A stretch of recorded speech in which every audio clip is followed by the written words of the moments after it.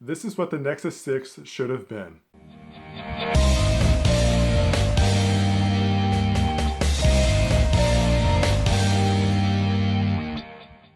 What's up techies, I've got the Moto X Pure Edition and this is my real user review.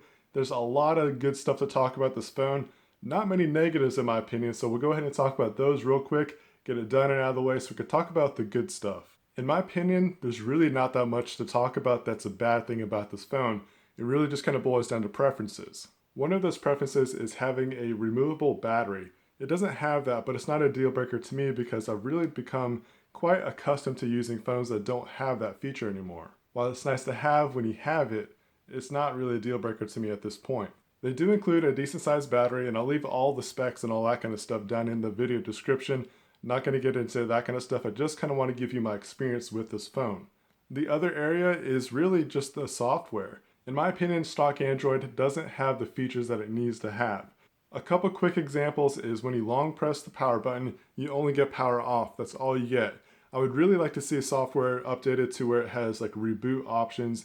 It's just one of those minor things that makes life easier.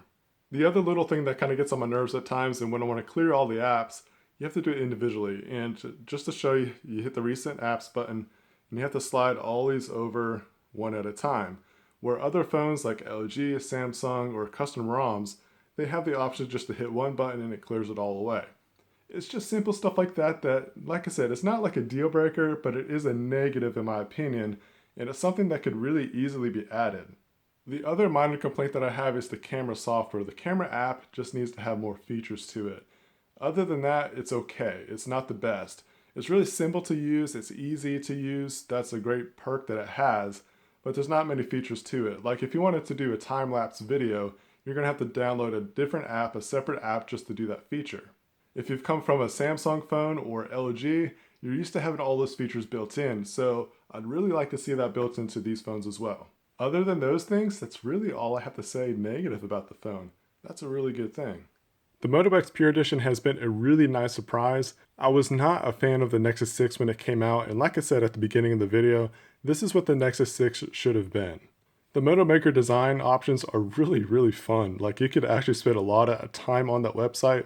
I kind of did, I don't know, I probably spent altogether maybe a couple hours on that thing. I really like the options that they just give you to be able to personalize the phone the way that you want it to look like. I decided to go with what I call an Iron Man theme. The red leather back with the champagne gold trim. It looks really cool to me. I like it. It's a fun design. It looks really classy. I love the white front. I'm just a fan of white phones anyways. And you still got the gold accents on the speaker grills. The feel of the phone is awesome in hand. This is one of those phones that you're definitely not going to want to use a case with it if you don't need to, because it just feels that good. The red leather feels awesome. The edges and the corners and stuff have like this weird way that it's designed to where it feels nice and grippy. It doesn't feel like I'm ever going to drop it because I'm losing grip. It doesn't get cold, it doesn't get slippery. It's just a nice form factor to this physical design of the phone. There's also these little details like on the power button where it has this texture to where it's just easy to feel. So if you have it in your pocket, you know what you're feeling for. You're not going to accidentally hit the volume rocker because this is down here, it's nice and smooth, and that's got a nice texture to it to where you can feel it.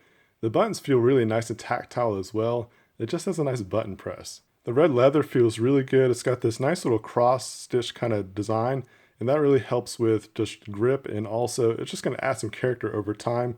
You know how leather just kind of gets that nice worn look? It's going to look pretty cool once this is used for a while. The trim is metal. That's very cool to me. I love having the metal trims on these phones these days. The accent here is also metal as well. It just really looks fantastic in my opinion. I really love the color combination that I chose. It feels like a real nice premium device. On the top of the device, you have your SIM and also SD card support. That's pretty cool to me. Like they doubled it as one feature so that way they're not having to put two different trays in a couple of different spots. So that's pretty nice. I like how they did that there. Your headphone jack is at the top in the middle. And while at times I really would prefer the headphone jack being at the bottom, it's not a deal breaker to me. It's okay. I just like to have it on the bottom versus the top. On the front, we have dual stereo speakers and they sound really good. I'll give you an example in just a little bit, but I really enjoy the front-facing speakers on this phone.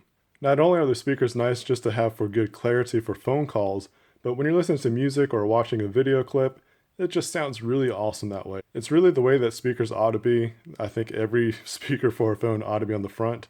It just makes the experience that much better.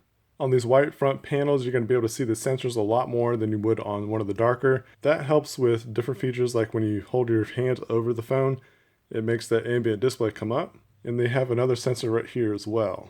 Another interesting feature this year is that they put a flash on the front. And I guess like if you like to have your selfies to have a flash on it, that's a nice option.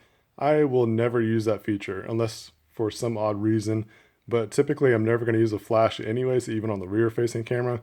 So it's a nice feature if you need it or if you're going to use it, but it's not something that I'm going to use. Then of course you got your cameras and also more sensors up here at the top. That pretty much covers it as far as the physical features about this phone. I think it's a really well-built phone. It's got nice premium materials to go with it. They really did a fantastic job with building this phone. Moving on to the software side of stuff. The software, if you don't know what Motorola is like, it's like stock Android, but they add some very nice complementary features to the phone. One I previously showed you, you just kind of wave your hand over and you can kind of see this little timer, any kind of notifications that are up. If you do get a notification that comes through, you'll see a similar display and then you can access it that way. But you can hit this unlock button and unlock it that way. The other way to access the lock screen shortcuts is if you actually just press the power button, you can launch your phone or you can launch the camera. So those are your options with that. And again, if a notification comes through, you can just have that notification slide over and it opens up that app directly. It's a nice shortcut. And those are the kind of things I really like in software, stuff that eliminates steps to get to what I need to do. This is running Android Lollipop at the moment. We should be able to get an update pretty soon to Android Marshmallow. I normally keep the brightness all the way up, but for videos I tone it down so that we can see the screen better. But you get some other nice little features that you can get with your screen and your display. You got this brightness level that you just adjust there, then also adaptive brightness. And what's really neat about that is like if you're in a really bright environment, let's say if you're outside and the sunlight is going, you're going to get a nice little boost. And that's really nice if you're outside a lot. You need to use your phone, but it also dims your screen enough to where if you're in a dark environment, it's not going to be blasting you in the face. Now, battery life is actually pretty decent on this phone. I would say it's pretty comparable to what I would get with the Note 5. I'm able to get through my entire workday. I'm not going to be able to show you any battery stats as of late because I've just been using this as a secondary phone, not as my main daily driver. I've actually been using the Nexus 6P as my daily driver the last couple weeks, but during the times that I've been using this as a daily driver or as a secondary phone, the battery life is really good, and as I mentioned, it gets me through the whole entire workday and some, and that's what I really want out of a phone. Once this thing gets Android Marshmallow with Android Doze, and Android Doze is a feature that is just probably one of the most understated features of Android Marshmallow, it will increase your battery life so much because what it does basically, if you have the phone laying down flat on a surface for any given amount of time, it's going to put it into like this sleep somewhat kind of mode. And that just really extends the battery life phenomenally. If you have a desk job, this is going to be an awesome feature because you can just put it on your desk, let it rest there. If you work on your computer, I would suggest installing Push Bullet. Tons of nice features like that to where you can use a lot of your phone functions like answering a text, hangouts, things like that without ever actually picking up your phone, which that means that it's in Android Doze mode and you're able to just continue working. This thing is almost like in sleep mode, and the battery life is just kind of like nice and smooth and steady. No work being done on a phone. It's an awesome feature.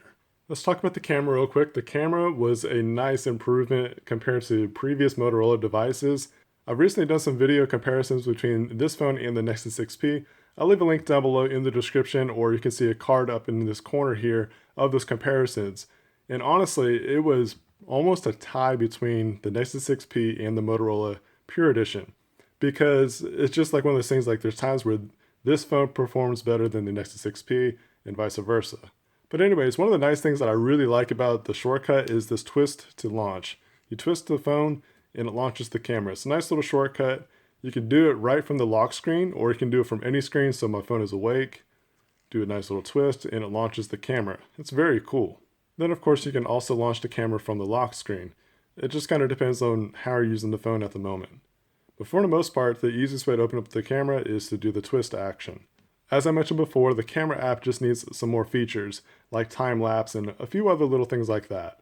I've been really pleased with the camera quality on this phone. I'm very picky when it comes to cameras. If the camera sucks, I'll find a way to get rid of the phone. I just won't use it. A camera is a big deal to me, and I'm very pleased I'm not disappointed with the camera quality of this device. Now personally, I like to be able to autofocus where I want to focus, not just kind of tap the screen and take the picture, which is an option. But the other cool thing is you can adjust your exposure.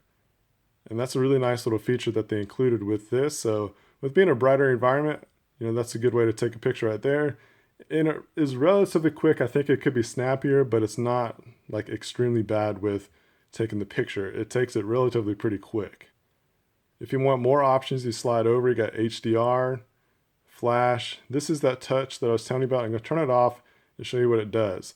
As you can see, there's no way to focus on the area that you want to focus. It just kind of does an autofocus, and you click the screen to take the picture. Now you can probably see why I would like to have this feature on more, because let's say I wanted to focus on this end of the picture versus the Nexus part. Now I can take that picture and it's focused up there versus coming down here and it being focused there. The video options that you have is HD and 1080p, slow motion in 720p, and Ultra HD 4K, which is 2160p. Be sure to check out my camera test video, and I'll leave a link again and also a card that you could click on to check out that video. As far as the megapixels or the ratio that you want to get, you have widescreen at 16.1 megapixels, or you can do 4.3 at 21 megapixels. You also have an option of a timer. You can do some burst shots by just holding down the screen. If you want to view your pictures, you just slide over and you can check out what you took. Like I said, it's a pretty simple camera app and it's got basic features. It's definitely going to get you by. It takes good quality. If you want to do your front-facing camera, you just switch it around and it's got pretty good options there. If you need to change your options for the front-facing, you can do it here as well. Now you get 1080p front-facing, and also you can do some slow motion from the front-facing camera. Then you got 3.8 megapixels for your 16:9 widescreen. Again, you can control where you want to focus, which is a nice little option that you can get with that. If you want to do video, you just switch it over to this area and it begins to capture the video. It doesn't necessarily put it in that mode, it just automatically starts to record. And the same thing for the front, it's just going to start recording. But that's pretty much it for the camera app. It's a pretty decent one. It doesn't do a bad job, I just want more features with it. Other things that I like about this phone is the 5.7-inch screen.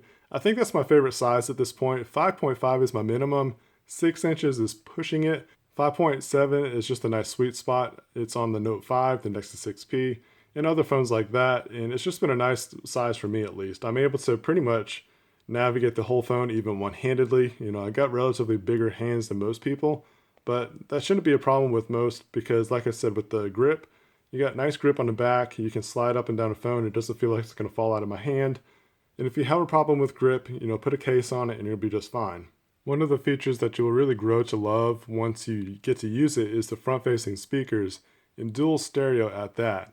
So I'm just going to play a quick clip of one of my videos here, and it just really adds to the experience a lot. I love it. What's up, techies? I've got a 4K test. I'm using the Moto X Pure Edition 2015 with the Nexus 6P, and I got them next to each other, so this is going to be one comparison video, but also just killing two birds with one stone, being able to get some testing going on. So as you could probably tell, the sound was actually pretty good. I have no complaints about it. It seems like it's balanced out to me. I know some people might have said that one speaker was louder than the other with their experiences, but from what I could tell, it's pretty much the same. I don't know how nitpicky those people are, but while we're here looking at the video, the screen looks really good in my opinion. It's really nice, crisp and clear. It's very nice and vibrant. It just looks good to me. So it's just been a nice experience watching videos, and even playing some games on it has been a nice experience. One of the questions that you might be asking yourself, or you might want to even ask me, is the Moto X Pure Edition any better than the Nexus 6P? That's a really tough question to answer, and my answer is no. I'd say they're about a tie. They both have really good pros and cons, and what I think it really boils down to is preference of the build quality. Do you want all the options that Motor Maker gives you here, or do you like the full metal body on this guy? Do you want a fingerprint sensor? Things like that. It's really just a preference thing. They both perform well. The cameras perform nicely in my opinion. The screens look good. The front-facing speakers are great. But it's really just going to boil down to what you want out of the phone. You really can't go wrong with getting either one of these phones. This is definitely a phone I would recommend getting. There's a lot of nice perks to it. You've got SD card support, so if that's something that's a deal breaker to you, this is definitely the phone to get over the Nexus 6P. because there's no external storage available on this. You have to get the different tiered 32, 64, 128 gigs. With this, you can get 16, 32, or 64 gigs, but you also get to add expandable storage, and it's pretty nice to have that if you can use it. So again, great phone, great price, great specs, great experience. If you got a Moto X Pure Edition, let me know what your experience has been like in the comments. If you have any questions about the Moto X Pure Edition, let me know. I'll try to answer those to the best of my ability. Thanks for tagging along and watching the video. If you like it, hit that thumbs up. Share this video with your friends and family, especially for this holiday season. This could be the phone that they might enjoy. And until then, stay techie.